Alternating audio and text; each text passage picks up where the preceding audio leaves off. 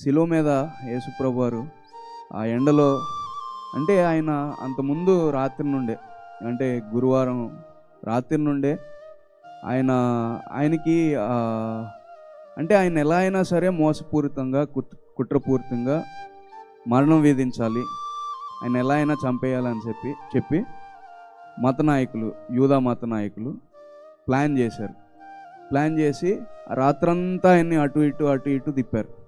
అంటే చట్టపరంగా అదే ఆధ్యాత్మిక కోణం నుంచి అంటే రిలీజియస్ ట్రయల్స్, లీగల్ ట్రయల్స్.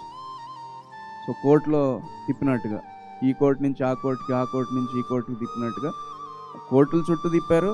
అట్లాగే మత నాయకులు చుట్టూ తిప్పారు.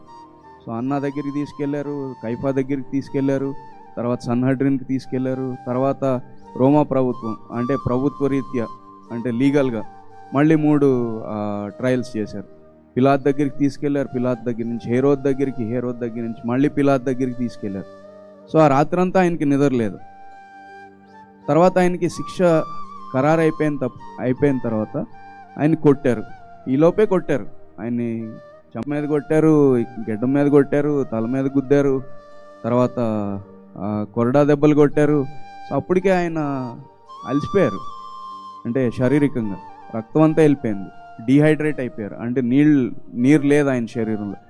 శిలువ మీదేమో ఆయన ఇంకా రక్తం కారుస్తూనే ఉన్నారు.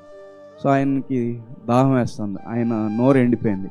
ఒకసారి మనం ఎవరన్నా ఇప్పుడు బయటికి వెళ్ళి జస్ట్ అట్లా ఒక 5 నిమిషాలు లేకపోతే 2 నిమిషాలు ఆ ఎండలో నుంచున్నామంటే మనకి అంటే ఒక శాతం అర్థమవుతుంది. అది మనకి ఇక్కడ కూర్చుంటేనే, నీళ్ళలో కూర్చుంటేనే మన నోరు ఎండిపోతుంది ఎండాకాలంలో.